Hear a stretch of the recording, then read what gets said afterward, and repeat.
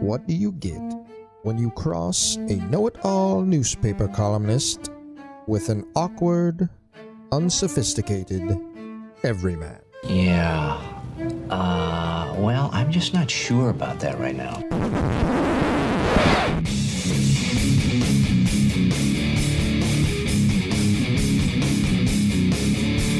Welcome to Couch and the Rube. Welcome to Couch in the Rube, presented as always by our friends at Pure Options Precision Crafted Cannabis.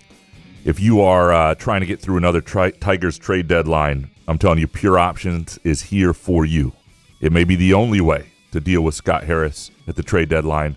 Pure Options, locations across Michigan, Mount Pleasant, 3 in Lansing, Detroit, Muskegon. Go to pureoptions.com to find the location nearest you. And if you spend $50 or more, let them know Couch in the Rube sent you for a free eighth of Pro Grow, terrific in-house brand. And our Wednesday afternoon show brought to you by our friends at Front 43 Neighborhood Pub and Cask & Company Kitchen and Bar. Was just there on Monday night. Fantastic meal with some family, my wife's family in town.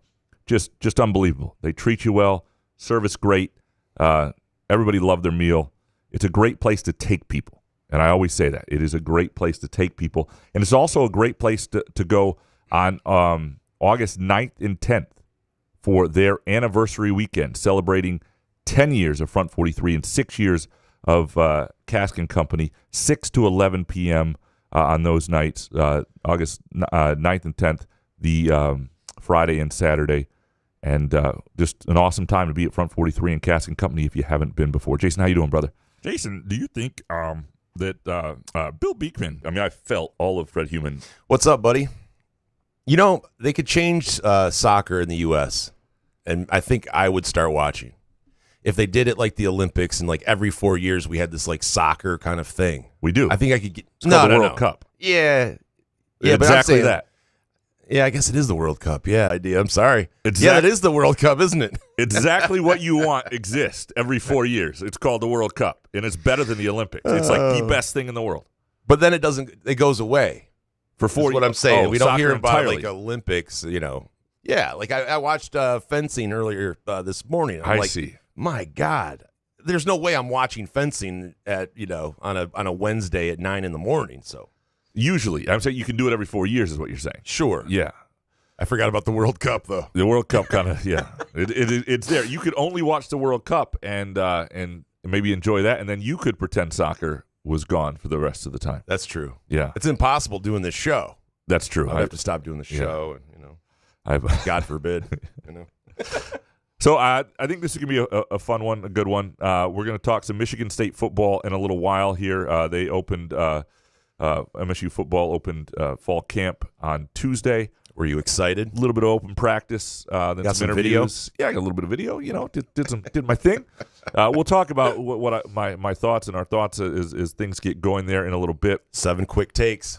We're gonna talk. We're gonna talk a little Tigers first. It was the trade deadline. First of all, the big news was they made 3 moves at the trade deadline. But the big one was Jack Flaherty, and they did not move Skubal. Jack Flaherty, and they got catcher Theron Lorenzo, I believe is how you pronounce it. Sounds accurate. Yeah, for the Dodgers. Yeah. And shortstop Trey Sweeney. Sweeney is less the prospect. Lorenzo is the guy who's like a high A catcher who's batting .220, who's supposed to be a switch hitter, high ceiling prospect, and. With a high upside, low floor, right? As we like to say here. But not the best catcher that they had, though. I had another guy that could probably plug and play is in AAA, right? I mean, I don't know. Like the consistent word was underwhelming, disappointing, and I think I wonder what he was asking, what Scott Harris was asking for Skubal. Well, it sounds I would love to know. We're going to have Cody Stavenhagen from The Athletic on here shortly to talk about how this all went down. because I am curious. It sounds like the Yankees, they had a deal they were ready to pull the plug on or pull the trigger on with the Yankees on Monday, and the Yankees looked at Jack Flaherty's medical, which was always a little bit of a concern, and backed out.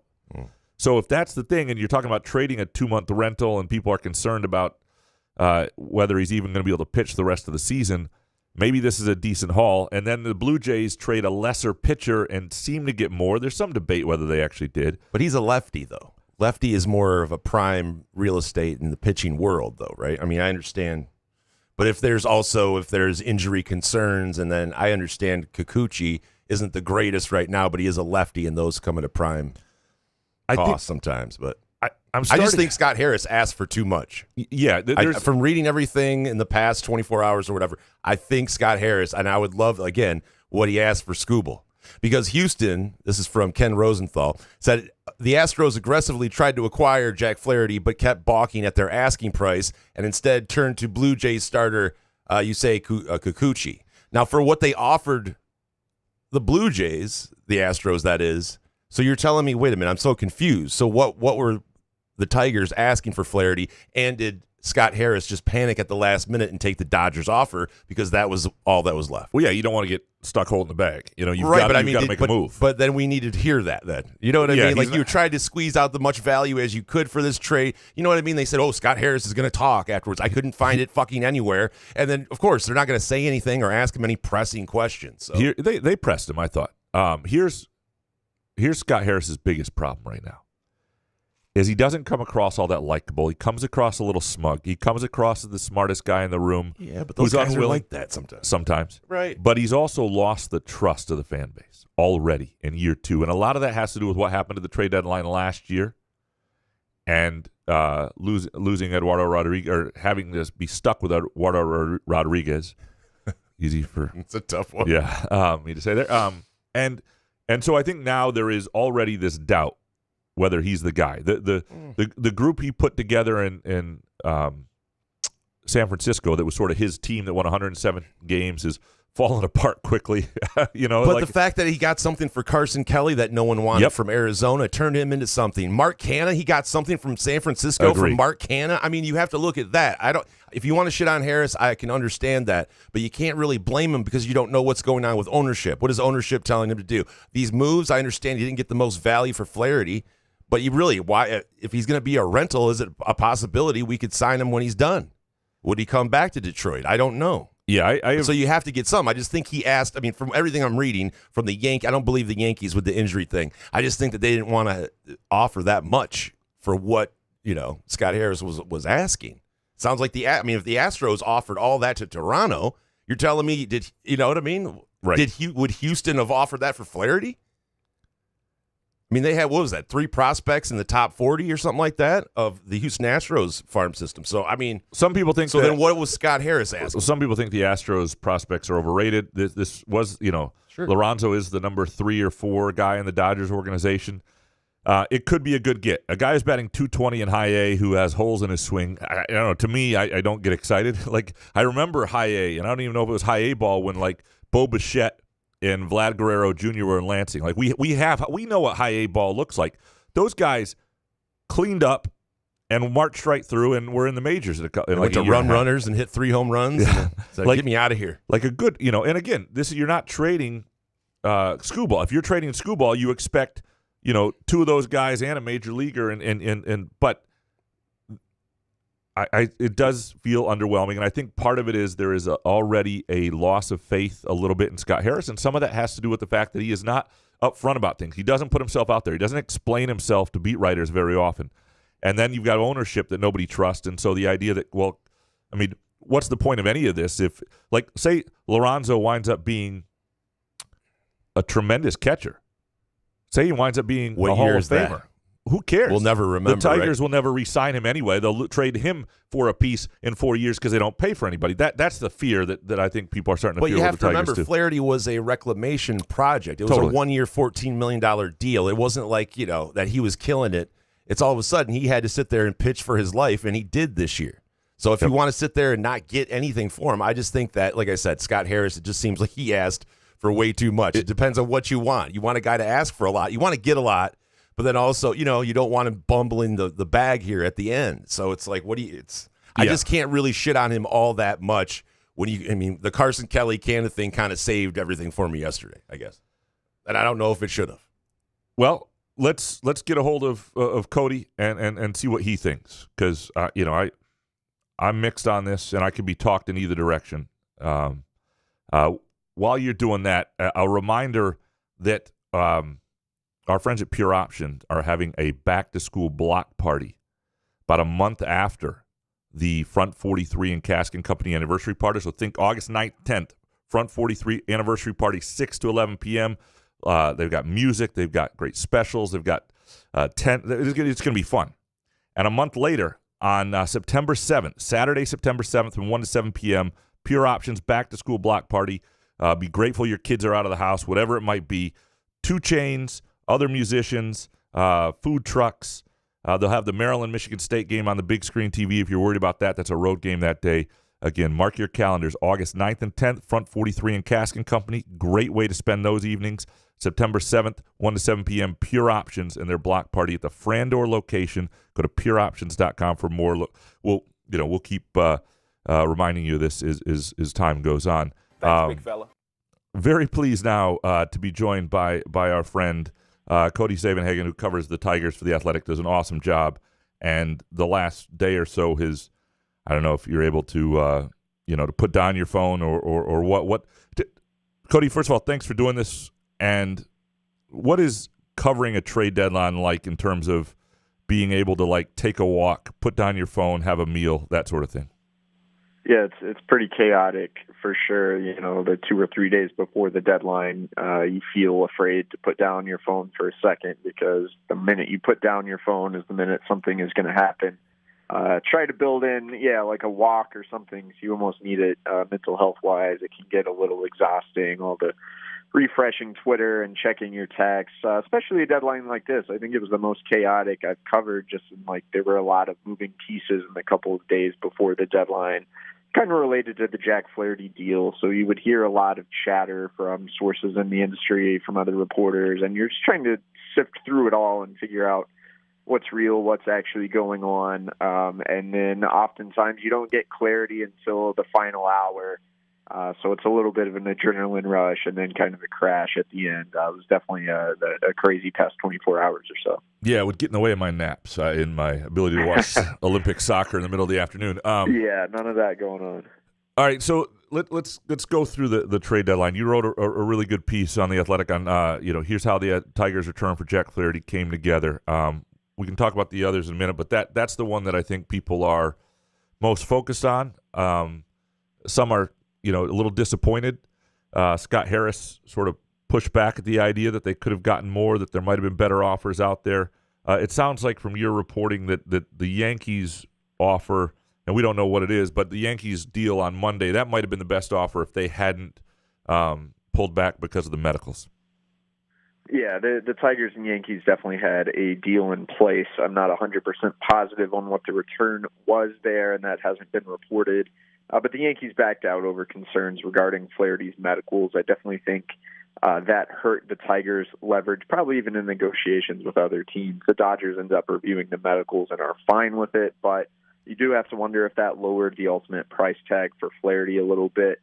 There was a lot of outrage regarding the Tigers' return. I think it was a little bit misplaced. It was definitely a seller's market. People kind of lost their minds over what the Blue Jays got in return for UC Kikuchi, basically 3 prospects from the Astros. But I think there's a little more name recognition. Joey Luperfido, the outfielder, had played in the big leagues. I talked to some people in the industry who weren't all that thrilled with that return. So in comparison, did the Tigers get enough for Jack Flaherty? I think that's what everyone wants to know and what everyone wants to debate. Given the volatile nature of baseball prospects, a little bit hard to say. But I think if you would have said a week ago, hey, the Tigers got a back-end top 100 hitting prospect, a catcher with some real power upside, and another infielder, left-handed hitting shortstop who's okay, can be a utility type for you, not too far off from the big leagues, you would actually feel pretty good about that. So I think, the Tigers acquired Lorenzo, the catcher they got, may be the best prospect who was traded at the deadline. There were, like I said, a lot of moving parts. You do have to wonder, could they have gotten more? Would they have gotten more from the Yankees? Should they have gotten a bigger name from the Dodgers, like a Dalton Rushing? But at the end of the day, I think the Tigers did okay here, and at least a departure from last year where Scott Harris had to deal with factors outside of his control. Last year was Eduardo Rodriguez not waiving his no-trade clause, and Harris had no plan B. Here, Harris deals with the Yankees balking at Flaherty's medicals, but there is a plan B in place, and he still comes away with what most in the industry consider at least a decent return. One of those topics that's divisive. There's some people who hate it, some people who love it. I think most view it as solid. And it depends, obviously, what prospects become. If Lorenzo becomes a big league catcher who's a starter, that's a hell of a trade for a guy who's a rental and probably would have been back a year from now anyway. And Trey Sweeney, if he's part of the solution and to not have Javi Baez on the roster here is a guy who fills in occasionally. Who knows?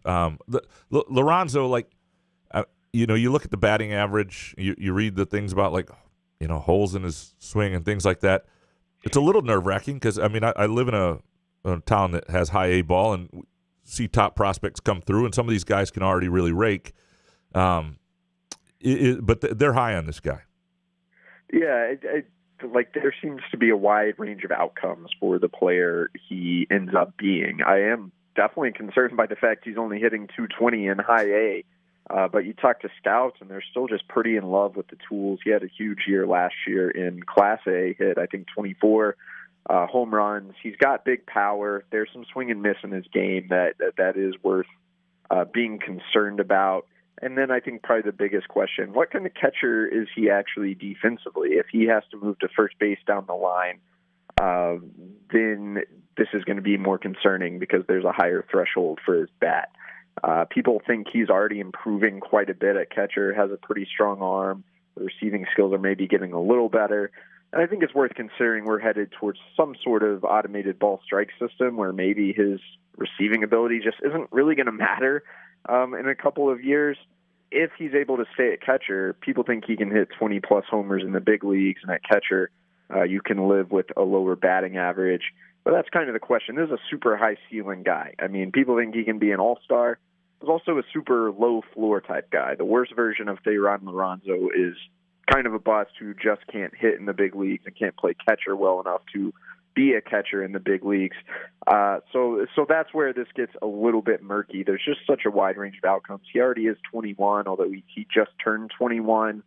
Obviously going to be really interesting to follow him for the next couple of years and see what type of player he ends up becoming. The fact that they moved on from Chafin and Carson Kelly to anybody in those returns that intrigues you, and what did you think of those two trades? Yeah, smaller trades that needed to happen for guys on expiring deals. Chafin had the team option. I kind of like what the Tigers did here in just acquiring a bundle of different arms. They did the same with Carson Kelly over the weekend. So basically you get several pitchers who are all hard-throwing right-handers, really good strikeout rates, and varying degrees of concerns with their command. I think Montalvo from the Rangers in exchange from Chafin is probably the best regarded prospect, maybe has the ability to remain a starter. But what it looks to me like the Tigers are doing here is just getting some guys with really good stuff, planning that they're probably mostly going to be relievers. And if you can hit on one or two of them and get a quality relief pitcher in your bullpen for years to come, you view that as a pretty good return for a guy like Mark Canha or a pitcher like Andrew Chafin. So one of those things that aren't sexy, but you can see the strategy and the thought behind it, and I think it makes sense. It appears there was no real talks of Skubal. Do you think that's honest? That there were, I'm sure there was some interest in him, and now at some point, a team no longer gets him for 3 years before he's a free agent, or 3 postseason runs. They get him for 2. Does his worth diminish this offseason? Yeah, I think my understanding is there were some calls regarding Skubal. None of those talks went very far. Obviously, the Tigers were not actively looking to move him. They hear some inquiries, some packages, and if the prospects they wanted weren't in those packages. And regarding the Orioles, like Jackson Holiday, I don't think was ever on the table. So it was a pretty quick no, and not something that was really discussed heavily the last couple of days of the trade deadline. Interesting to wonder, does that value diminish? Obviously, he's more valuable to a team if he can pitch for you in 3 postseason runs, but let me tell you, I don't think we've heard the last of the Tarik Skubal trade rumors. I always viewed, like, if there was any possibility of this happening, it would probably be more likely to happen in the offseason when the Tigers can have a clearer idea of what their actual timeline and what their actual trajectory is. And probably the same for contending teams like the Orioles. If the Orioles don't win the World Series this year, does Mike Elias get a little more desperate, consider moving some of his upper-tier prospects to get that final pitching piece that it does still seem like the Orioles need a little bit more. I think after this offseason, then you start talking fewer than 2 years of team control. A little harder to see that happening. I think the value does diminish. But I have a feeling we're going to hear more Skubal chatter this winter. And if there's ever a time to make that trade, it would probably be this offseason. So, I mean, do you have any clear sense? I mean, part of I think the issue for Scott Harris is that he doesn't put himself out there enough. I don't think he has, fair or not, I don't think he has the trust of the fan base. He's sort of lost that. There's some real questions about whether he's the guy already, and he's only not very far into his tenure. That's tricky. But do you have a better sense than a few weeks ago on like what you think their timetable for things are? When you look at this season, which the over/under, the betting odds for the over/under was like 80.5 at the All-Star break for this team, and now they have really one major league starting pitcher. Like it's going to be a rough second half here. I think if there's anything Scott Harris should be criticized for, it is having 3 bullpen games in 5 days and just not investing resources, or it seems like even time and effort, into shoring up the major league pitching staff.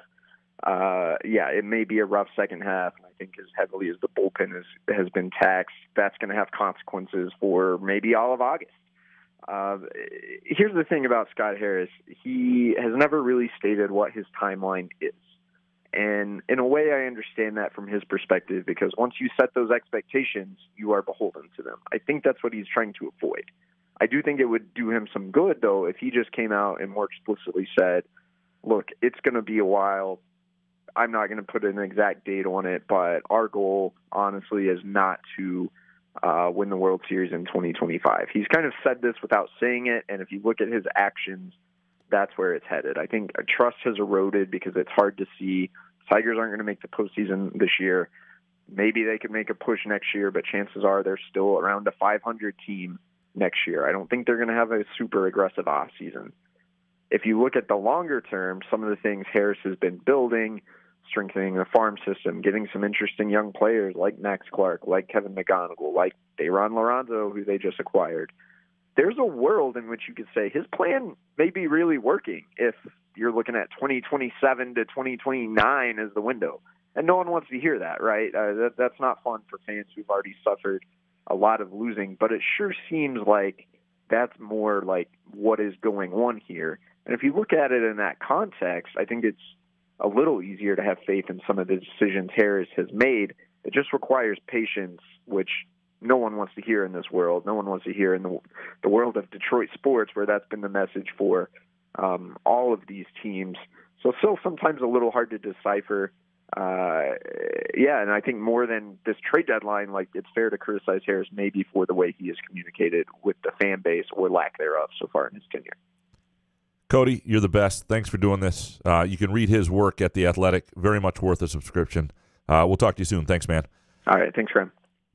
It's Cody Stavenhagen from The Athletic. It does a great job. 2027 to 29.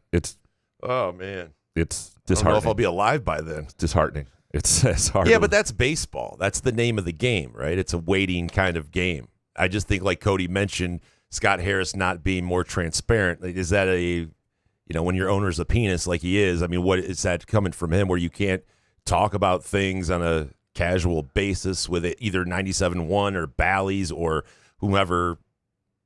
I think Scott Harris kind of knows what he's doing. But as Cody mentioned, having 3 bullpen starts in 5 days is pretty wild when he said that. That is pretty crazy. The tough thing for Scott Harris, and this part is not his fault. And, we dealt with this with the Lions for a while. Brad Holmes comes in, and he's been terrific. But, the previous losing is not his fault, and yet naturally everybody picks up the angst of the previous losing, right? If this is 2016 and you just had a decade of mostly winning, and you said, look, there's just no sustainable way to do this without a rebuild.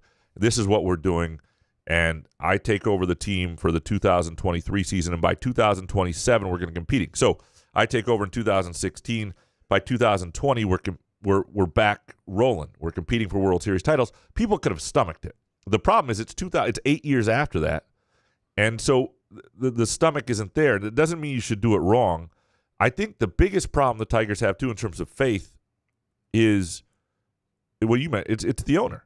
It's the idea that will they spend when they have to. I mean, what's the point of all this if you're not going to retain and compete for free agents when they are no longer in team control? If you're going to tell me it's not till 2027 until you're competing. Don't tell me that. But even if you are, then it better be a motherfucking 8-year window.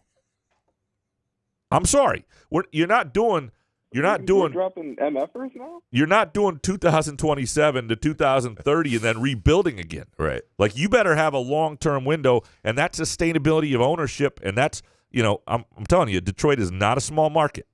The payroll, if you can't afford a $300 million payroll, and maybe that's a little high, but I would ask Chris Ilitch if his dad were alive right now, would he be disappointed in the way this franchise is being handled? Yes or no? Or elaborate if you'd like to. By the way, pound for pound, have Detroit fans dealt with the worst GMs, presidents, whatever you want to call them, in all 4 major sports of all time? Like the people we've had to deal with, the Millens, Avila, who else? Give me some other people here. But you know what I mean? Like, I just feel like all of a sudden, I don't know. Troy Weaver turned out not to be great. Yeah, Weaver wasn't great. Although Joe D won a championship, but then he drafted Darko. I mean, I don't know. Yeah, I just feel like we've suffered a lot, and that's the reason why we overreact, especially in baseball, whereas you have to wait a couple years for these trades to actually figure out. But, I mean, you have to do that in the NFL and other sports too. But with baseball, especially the way we've been treated, now all of a sudden you're telling everybody to, 2027 and 29. The fact that the Lions are the saving grace is remarkable. And what's obviously Michigan football for Michigan fans and Michigan State fans, has not been as fun. But for a long time in this state, the college teams really saved the day. College basketball, college football, whereas it was, it's been a long the slog. Incompetence, though. Again, we talked about it with Mel Tucker and his staff at times, and it's just when you sit there and you put all of this time, money, effort into your favorite team and you watch complete incompetence, that's what we've dealt with in different sports over the years. It just gets annoying. It might not be incompetence, but it's incompetence in communication. And that's a problem. It's the lack of ability to communicate clearly. And it drives me nuts because that is one of the things that I think in that role you have to do well. Part of the gig, if you're Scott Harris, is obviously to make savvy moves, is to build for the future and build something sustainable and keep a team competitive now, which is not going to be the case, I don't think, with their pitching situation. But it's also to communicate your vision. And yes, you don't want to give everything away, but you also need to have an open dialogue with beat writers and other. Like, part of his job is not to hold a press conference every 2 weeks and talk to us directly. He's the GM of the team. He doesn't need to do that. But he should be able to get somebody like Cody on the phone and say, hey, this is sort of what I'm thinking here. I can't say it publicly, but this is where I'm at. And then through other people, that vision is out there. And his inability and unwillingness, from what I gather, because when you talk to the beat writers, they don't have that sort of relationship with them. It is in I leadership. Can understand that. Those guys are annoying sometimes. We are annoying as hell, but it is a misstep, and that's part of the gig. Well, but here's the thing. Don't get mad when you hear criticism. And I don't hear him out there going, I'm sick of people saying this and that. If he comes out and says, he gets defensive. Okay, well, then you can't get defensive then if you're not going to be transparent. And I see Cody, he did post a quote from Scott Harris last night about the Tigers were not close to trading, about the less return for Flaherty than Toronto did for Kikuchi, and he says, I completely reject the premise. The guys that we got are really good. So, okay, all right then. So you made this trade. These are your guys. Let's see what they do. Now it's going to take years and years to figure it out. But again, Flaherty, a year ago, how many people were asking for him? 1 year, $14 million deal. I mean, he's flipping guys into something. Yep. Maybe you look at it that way. He's got a good coaching staff. The Federer has been fantastic with pitchers. Yeah, but those guys got to start doing shit too. I mean, I hear AJ Hinch, genius, all this shit. But you know what I mean? Like, I mean, at some point, were we just going to keep going? AJ, there he is again. Start banging on some drums. Let's start cheating then. I don't give a shit anymore. Like, we need something. Well, we can't just sit there stagnant and tell me we got to wait till 2027 to 29. Does that mean AJ Hinch is here forever? We're just going to keep doing that? I don't know. This offseason, you got to do one of two things. You either have to trade Skubal while you can get a load for him, or you have to sign him long term. And that sort of move to pay somebody, and I understand he's an injury. Look, some people say, you don't give pitchers more than a 3-year contract or whatever it might be. I understand the risks. In a salary cap world, you would never do it. If this was the NBA and you could be in the second apron, if you had, you would never do it. But you have to give the fans players to want to go to the ballpark and watch. Yes, you can get a haul, but you didn't get a haul for this trade deadline like you wanted. And if you're going to sit there and ask for it even a year from now, will you get it? And if you're not going to get it, then sign him, pay him a load because he's worth it. He's an ace. He's carrying your staff. He's an event every 5 days to watch. He's must see. He is worth it. Like if I'm going to go to a Tigers game, especially the rest of this season, but any season, I'm going to look at the schedule. If Skubal's pitching, that's cool. I want to go see Skubal pitch. Like he is worth paying, and then lock up Riley Green. And if you do those two things, move on from Javi Baez, lock up Riley Green, lock up Skubal, people will start to say, "Oh, they're spending to contend with guys they want to be part of their future who are already there. Let these other guys come in." Okay. After you get all of that done, maybe you can get the Bally's network to people that can't watch Tigers baseball They came anymore. to an agreement. Oh, they did? They did. When did it happen? Like a day or two ago. Oh yeah, breaking news. Coming back to Comcast.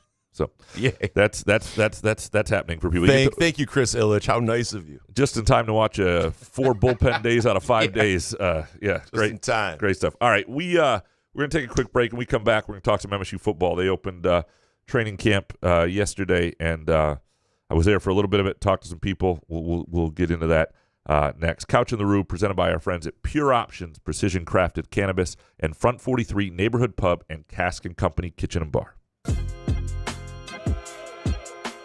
Hey, sports fans, are you tired of the same old routine? Looking for a way to unwind after a long day? Look no further than Pure Options, the premier destination for all of your cannabis needs in Lansing, Detroit, Muskegon, and Mount Pleasant. Whether you're cheering for the Lions, Spartans, or the Wolverines, Pure Options has everything you need to elevate your game day experience. Mention Couch the Rube when you visit Pure Options and get a Pro Grow 8th with a $50 purchase. It's our way of saying thank you for being a loyal listener. Swing by Pure Options today and elevate your cannabis experience to a whole new level. Firekeeper's online casino and sportsbook is the site to play from your phone, tablet, or laptop. Get in on all the football action with pre- and in-game wagering. There's showdowns every week in football that you can't miss. Plus, the college and pro hoops are red hot, and the pucks are cool. Get your first casino deposit and sports wager matched up to $500 each. Terms and conditions apply. Must be 21 or older and located in Michigan. Gambling problem? Call the Michigan Problem Gambling Helpline at 1-800-270-7117. Where else can you cheer on your team, enjoy a mouth-watering burger or savory sushi, sip on handcrafted cocktails, or one of 46 beers on tap? Take your game day or date night to Cask and Company Kitchen Bar or Front 43 Neighborhood Pub near Frandor. 2 amazing places with one awesome blended modern American Asian menu. Catch the game on one of 30 60-inch TVs or stop in for the all-you-can-eat lunch buffet. Enjoy happy hour or elevate your night out at Cask and Company or Front 43 on East Saginaw in Lansing. Find Couch in the Rube podcasts on Spreaker, iTunes, iHeartRadio, Spotify, YouTube, Facebook, Google Podcasts, CastBox, and the Rube's favorite podcast app.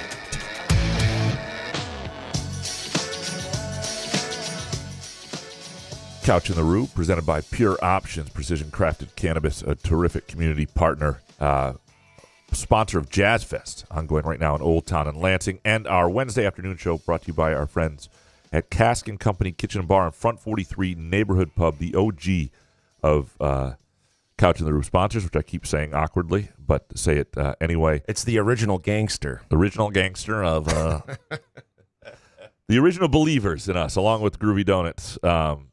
And by the way, if you ever want a reservation there, like you want a booth or you want, just go to caskandcompany.com. It's real easy, simple. I do it all the time. Tell them Graham Couch sent you.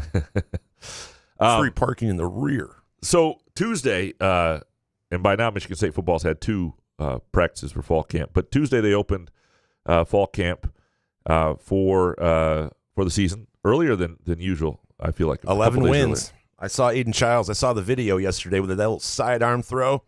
11 wins. Boom. I'll tell you what stood out. Nothing really stands out at the actual practice itself. It's open for a little bit. There are a lot of start to realize the roster turnover. There are a lot of guys you don't recognize. You're trying to familiarize yourself with. How long does Jonathan Smith give you, though? Give you guys? D'Antonio used to give you 4.5 minutes, and then it's similar. It's like 20, 25. It wasn't bad. You don't see any of the real stuff. But you get to see some drills, and you're there, and you get to see sports writers with their phone up recording video. It's the best. It's the best. I tell you, here the other side of this is when I used to cover Western Michigan. I lived in Kalamazoo, by the way. No kid. Yeah, it's great times. Every practice in fall camp was open, every single one, and you think that's great. But this is back when they truly had two-a-days too. The old days. It's like 2005 to 2011, and so. You felt like you were doing fall camp with them. By week 3 of two-a-days, you're out there watching the second 2-hour practice of the day. It's 90 degrees. You got the back sweat going on. You're worried there's a hint of BO happening. And there is. Oh, yeah. Yeah. And, you're watching some backup quarterback run a 2-minute drill, and you're like, holy shit, how long is fall camp? And, yes, you're getting everything. It was amazing. From a journalism standpoint, it was truly the best.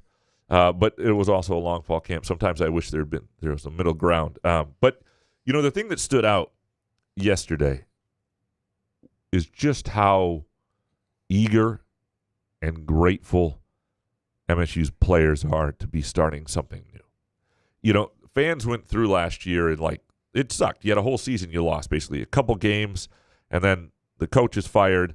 Everything from then is everything's up in the air. The team's not playing well. They're losing 49-0 to anybody who's anybody, and including their final game of the year at Ford Field, and they just have zero offense, and they average less than 200 yards passing. It's a dreadful year. It's misery. But what misery does is it sort of adds to the anticipation for the following year, and that's not just fans who are waiting for something else, waiting for better vibes. The players really. They're eager for this. They hated that. They hated living through it. And there are a lot of guys who stuck around, who have been around for a while. It was interesting. The 3 guys they made available yesterday, Montori Foster, Cal Halliday, and Maverick Hansen, all 3 committed to Mark D'Antonio. Maverick Hansen played on the team. I mean, he was redshirted that year, but he played under Mark D'Antonio in 2019. Some of these guys aren't jumping around. Some of these guys came to Michigan State because they wanted to come to Michigan State. Things haven't gone great at all times. They've had a couple good years. I mean, Cal Halliday caught a game-clinching pass in the Peach Bowl a couple years ago in 2021. Without wearing a wristband, by the way. Without wearing any pads, which I think is insane. I wear more pads to play rec league soccer on Monday nights than Cal Halliday does to play Big Ten football. And so they've been through all sorts of stuff and stuck around. And all 3 of them could have found other places. None of them are first-round pick pros, but they all had options. These aren't guys who wind up at Akron. And they wanted to be there. They liked their teammates. They liked their life there. They like a lot of other things. They didn't love what was happening in the program. They're grateful for the change and to experience this year. And it was interesting to just, in this day and age where people are transferring left and right, and Cal Halliday is so old school. Not only he didn't want a flip phone. Well, he didn't even he forgot to sign up for the college football 25 game too, so he's not even in the video game because he just forgot. He just doesn't care about that kind of stuff as much. He's going Why to try not? and get in. I don't know. Out of everything, Cal. Yeah. That's easy money. Although you can put your own self, you can put yourself in the game, right? If you wanted to. Yeah, but it's not for real. Right. Well, yeah. But it's not for real anyway. It's a does video he bypass the money? So I don't think he gets the money initially either. Yeah. Right. So that's what I mean. I think he's working to get in the update. He realized probably there was some money involved, but yeah. So that stood out to me. It is some of the stuff that was talked about that stood out was the receiver play and the guys who are, you're always careful with freshmen, right? You don't want to overhype people, and coaches are usually careful of that. What fun is that? You keep hearing Nick Marsh's name. Mm-hmm. You keep hearing it from the coaching staff. You keep hearing it from now Montori Foster. It's very clear at this point, and what we saw in the spring game, he looked like a guy who belongs on the field. There will be things he may not do as well as a freshman that he will later on. I'm sure of it. But just as a physical presence and a guy who seems to understand enough as a freshman to put himself on the field, I think he's going to play a role, and he's going to make some big plays for them. And so when you talk about trying to build a team that has enough playmakers to compete and to maybe punch up a little in the Big Ten, that helps. That looks like a dude, right? That looks like a guy. When you need dudes. Aiden Childs looks like a dude. Montori Foster, I am higher on than some people. I don't think he's this isn't a Charles Rogers, Plaxico Burress type game breaker, but he's got a higher ceiling than some of the other guys they've had. I think he's got he can be a go-to on he can be a factor. He can be a really good receiver. I think he is a really good receiver. They mentioned yesterday Jerron Glover took some big steps, and he was a guy who had that amazing catch, over-the-shoulder catch, was it a year ago against Central, and showed some flashes as a redshirt freshman, now just a redshirt sophomore. So that group, so you may have a passing game that was inept last year. It may still have some struggles in the fact that you've got an 18-year-old sophomore quarterback. Aiden Childs will not be 19 until after the Michigan State second game. He's going to make some mistakes, but it might be a different sort of mediocrity, one that's more palatable. I think Michigan State fans, after watching last year's quarterback play, and I think some of it was because they didn't put Sam Levitt on the field enough, but there never felt like there was this chance for something big. And this year, there may be a few big mistakes. There may be some interceptions. You're like, oh, gosh, that's a drive killer. But there also are going to be some plays with his feet and arm that I think will give you some hope and give you some excitement. And I think he's got enough playmakers around him. Jack Velling at tight end, people are real high on. We'll see if they can protect him. But you've got But it's like the Josh Allen kind of thing, right? When he was at Wyoming. I mean, yeah, he does it in the NFL as well, too. But, he would make these mistakes, but then he would throw a 70-yard bomb dead on for a touchdown or something like that. So you have to be able to live with him. Like you said, kid's 19 years old. But it gives you hope if you're a State fan because he's 19. And he's a running quarterback that we haven't seen in how many years? And he's a pass-first running quarterback, I think, and he's got a high ceiling. And so I think those are things you can be encouraged by. He's got to be allowed to grow with the program just like everybody else. And I think one of the best things about having a true sophomore playing this year, in a year that is a first year under a new coach, a developmental year in a lot of ways, is that it's not his last year. He isn't some rent-a-quarterback where, boy, that guy was great, but he's gone next year as the program grows. Now you're looking for another quarterback. Ideally, you'd have him for 3 years. And, by the time 3 years he's a senior, you've got a program that's playing for something. And you've got a senior quarterback who's really good and dynamic. And so I thought that was the receiver talk is interesting. And I think they are going to be, I think they'll be solid at running back. I think, Big Ten-wise, they'll be Nate Carter, when he's healthy last year, was really good. I don't think he's not Kenneth Walker. The guy who followed Kenneth Walker was always going to look slower and smaller and less impressive. That's a tough job. You don't want to follow Dean Smith or the great coach. You're never going to look like the guy, but he's definitely good enough. They'll be fine at running back if they're okay on the offensive line, which I think they will be as long as there's not. I do question some of the depth there, but they're okay there. I think they'll have enough playmakers to be a decent team, and I think they'll be entertaining to watch. And they remind me of, this is going to age me a little bit, but I go back to when I was 15 years old, watching Tony Banks, Nigel Carter, Muhsin Muhammad, those guys. Now, Carter Muhammad, Derek Mason. There was a Mason and Muhammad were real seasoned guys. But what I mean is Banks was this guy who was, kind of big arm, didn't always make the right decision, and he was a senior by then, but that may be sophomore Aiden Childs in some ways. That team had an okay offensive line, couldn't, push around great teams, but they were capable enough with playmakers and had the ability to upset you on a given day. And that may be what this team is. And that's what you got to, I think, hope for this team, that somewhere that they're competitive and, with the middle of the Big Ten and worse. And then when they're playing that stretch against Ohio State, Oregon, Iowa, and Michigan, that they've got enough juice to them to put a scare into one or two of those teams and maybe beat one. And have that day where everybody remembers and gives you a moment in this season where the 6-6 isn't just beating 6 teams you can beat because you're better than other average teams. It's and you may lose one of those games too, or 2 of those games, but it's having a moment where you beat somebody where people go, that program looks like it's going somewhere under Jonathan Smith. They've got some guys. So we'll be back Friday. Last day of July, by the way. We made it. Yeah, we did. Well done. Cheers. We'll be back Friday with your Groovy Donut Twitter questions. We always appreciate you producing our show. Any question, anything, we're always open. We appreciate our friends at Front 43 and Cask & Company. Front 43 and Cask & Company's anniversary parties, August 9th and 10th, 6 to 11 p.m. On the 10th, animal adoption from 1 to 4 p.m. as well. Really cool thing going on there. Go to caskandcompany.com to place a reservation or just swing on by anytime. We appreciate our friends at Pure Options. Block party the next month. We'll get more into that. Go to pureoptions.com anytime. Sign up for their Pure Perks loyalty program. Get deals tailored right to you. Good show, man. Yeah, man. Couch in the Roof.